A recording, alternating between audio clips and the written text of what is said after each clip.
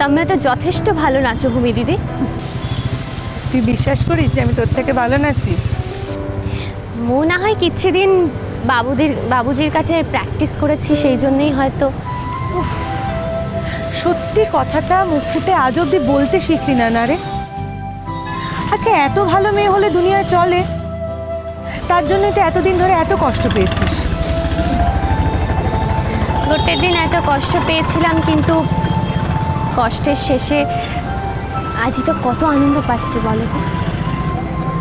মুখে কখনো ভাবতে পেরেছি যে তুমি নিজে হাতে মতে নাচের ওয়ার্কশপ করাতে নিয়ে যাও? হ্যাঁ,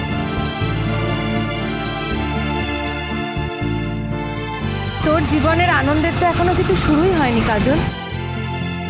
তোর জীবনের আনন্দের এখনো অনেক বাকি আছে। তোর জীবনটাকে সুন্দর করে পরিপূর্ণ করে সাজানোটাই তো আমার একমাত্র ব্রত এখন। গোটে কথা কইবি? বলতে পারো, কিন্তু এমন কোনো কথা বলো না যেটা আমি রাখতে পারবো না। ମୁଁ କହୁଛି আশি দিদিরও তো বাহাঘর হয়েছে, ওর জীবনেও তো কম টানা পড়ে যায়। ওর জীবনটা না হয় নাইবা ছেড়ে খেলা করে, মোর জীবনে তো কেতে কিছু আছে। তোমার সবু আছো, মোর নাচ আছে, মোর আর কি দরকার গো? আমি একটা কথা বলি, আমি যদি জানতাম যে আশি নীলকে ভালোবাসে, নীল আশিকে ভালোবাসে, তাহলে আমি কখনোই নীলকে আশির জীবন থেকে সরাতে চাইতাম না কাজল। কিন্তু ওরা কেউই দুজন দুজনকে ভালোবাসে না কাজল। আরশি শুধুমাত্র নীলকে নিয়ে পড়ে রয়েছে কারণ ও তোর কাছে হার মানবে না। আর নীল তোর প্রত্যাখ্যানটা সহ্য করতে পারেনি বলে জেদ করে আরশিকে নিয়ে পড়ে রয়েছে। এটাকে কি ভালোবাসা বলে? তবু বাহাঘর করে আছে যখন। সত্যি কাজল, এত দুঃখের মধ্যেও তুই আমাকে মাঝে মাঝে এমন হাসাস না। কিসের বিয়ে? কেউ হঠাৎ করে কারোর সঙ্গে থাকতে শুরু করলো, এটাকে কি বিয়ে বলে? যাকে বাদ দাও সব কথা। আসল কথা হলো, মোর আর অশান্তি ভালো লাগে না ভূমি দিদি। কিচ্ছু অশান্তি তোমাকে সহ্য করতে হবে না, আমি তো রয়েছি এখন। তোর দিদি সব সামলে নেবে, দেখিস। ভূমি দিদি, দিনের পর দিন তোমার দেওয়ারও তো মতে কম অপমান করেনি। কাজল, তুই তো বুদ্ধিমতী মেয়ে রে, তুই বুঝিস নি ও কেন তোকে অপমান করেছে? বুঝেছি বলেই তো কোনোদিন ওই ঘরটা থেকে বেরিয়ে যায়। তবু গোটে ঝিওকে যদি তার স্বামী দিনের পর দিন রাস্তার কুকুর বিড়ালের থেকেও খারাপ ব্যবহার করে, তাহলে তার মনটা এমনি ভেঙে যায় ভেঙে দিতে। আর সেই ভাঙা মন যে কোনোদিন জোড়া লাগে না, সে যদি সে জানতে পারতো। যা অন্যায় সব আমি করেছি কাজল। আমি এমন প্ল্যান করেছিলাম যাতে তুই নীলকে রিফিউজ করিস। আমি এমন প্ল্যান করেছিলাম যাতে নীল তোর সঙ্গে খারাপ ব্যবহার করতে বাধ্য হয়। যা দোষ সব আমার কাজল। তবে আমি কথা দিচ্ছি, সবটা আমিই রিপেয়ার করব। তোর দাদা চলে গিয়ে আমি পুরো মানুষটাকেই বদলে দিয়ে গেল রে। পুরোনো আমিটাকে এখন যেন আমি চিনতেই পারি না। ভূমি দিদি, আমি বহুতক্ষণ এপটে রাস্তায় দাঁড়িয়ে আছি, চলো এবার। আমরা একজনের জন্য ওয়েট করছি কাজল।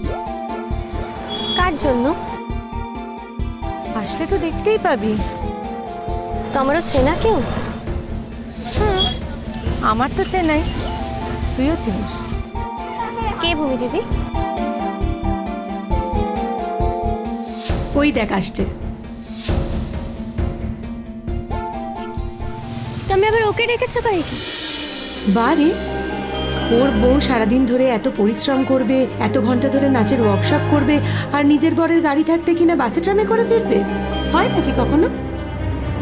ওহো, দেখেছিস আমি না ভুলেই গেছি, একটা বই এনেছিলাম না, একা একা কি করব, বোর হব, তাই ভেবেছিলাম বসে বসে পড়বো। বইটা ফেলে রেখে চলে এসেছি। নীল, তোমরা একটু 2 মিনিট ওয়েট করবে, আমি জাস্ট যাবো আর আসবো। একটা বই এনেছিলাম, ফেলে রেখে এসেছি। একটু দাঁড়াও, আমি আসছি, দাঁড়া।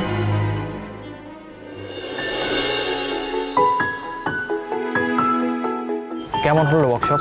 মো কিন্তু জানতাম না যে তুমি আসছো। এতদিন পরে আবার নাচলে, তা মনে ছিল? ভূমি দিদি মতে এক্ষুনি জানালো, তোমারও গাড়িটা দেখে দেখালো। কাল কটায়? তুমি চাইলেই ফিরে যেতে পারো। ভূমি দিদি এলে মো ভূমি দিদিকে বুঝিয়ে বলে দেব। 15 দিনের প্রত্যেক দিনে কি হবে? টাইম শিডিউল কি সেমই থাকছে? মো যা যা জিজ্ঞেস করছি তার কোনো সে উত্তর কিন্তু তুমি দিচ্ছ না। তুমিও তো একই কাজই করছো কাজল। আমি এতক্ষণ ধরে যা যা বললাম তার কিন্তু একটারও উত্তর পাইনি। মোর কথাটা অনেক বেশি জরুরি। সেটা তোমার ধারণা। আমার ধারণা আমার প্রশ্নগুলো আরো অনেক বেশি জরুরি। ভূমি দিদিটা আর যাওয়ার সময় পেল না, এতক্ষণে মনে পড়লো বইয়ের কথা। খুব অসুবিধা হচ্ছে? আমি যে ব্যবহার করেছি তাতে আমার সামনে দাঁড়িয়ে থাকাটা যে অস্বস্তিজনক, এতে কোনো সন্দেহ নেই। এই সব কথা থাক।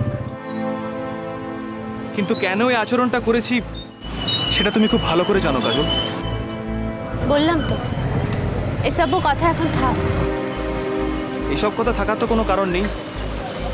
কথা যখন শুরু হয়েছে তখন নতুন করে কথা চলতেই থাকবে।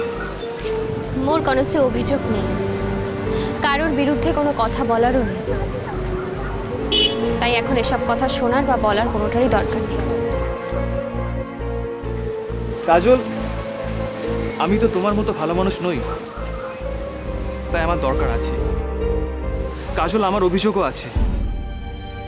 তুমি আমার হাত থেকে পরিত্রাণ পাওয়ার জন্য মিথ্যে কথা বলেছিলে। কেন বলেছিলে কাজল, বলো কেন বলেছিলে? আমাকে ভেতর ভেতর জ্বালিয়ে পুড়িয়ে কেন তুমি শেষ করে দিয়েছিলে? তুমি জানতে না কাজল যে এটা আমি স্বপ্নেও ভাবতে পারি না যে আমার কাজল জীবনে কখনো অন্য কোনো পুরুষের সঙ্গে সম্পর্ক তৈরি করতে পারে। কাহে কি পারে না? কিছু কিছু জিনিস হয় না কাজল, এটাও তার মধ্যে একটা। আর ব্যাখ্যা দরকার আছে? কাজল, তুমি আমাকে জ্বালিয়ে পুড়িয়ে একেবারে শেষ করে দিয়েছিলে, তাই আমিও তোমাকে জ্বালাতে চেষ্টা করেছিলাম। মু জ্বলিনি। জানি তুমি যত নির্বিকার থেকেছো তত আরো বেশি করে তোমাকে অপমান করে শেষ করে দিতে চেয়েছিলাম আমি। মু গোটে কথা বিশ্বাস করিনি, যে অপমানিত হয় আর যে অপমান করে, এই দুজনের মধ্যে যে অপমান করে তার কষ্টটা অনেক বেশি। তাই মু ভালো আছি। জগন্নাথের আশীর্বাদে মু নিজেকে সমস্ত অপমান অসম্মানের ঊর্ধ্বে তুলে নিয়েছি। কাজল,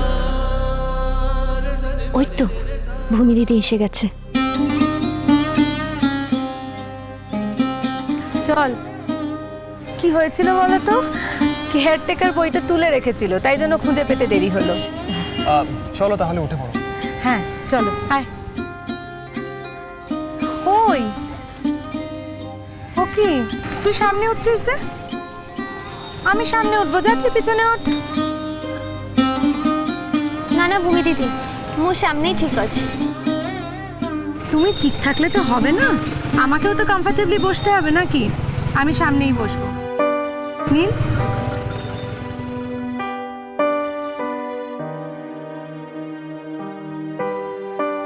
ওঠ, যা।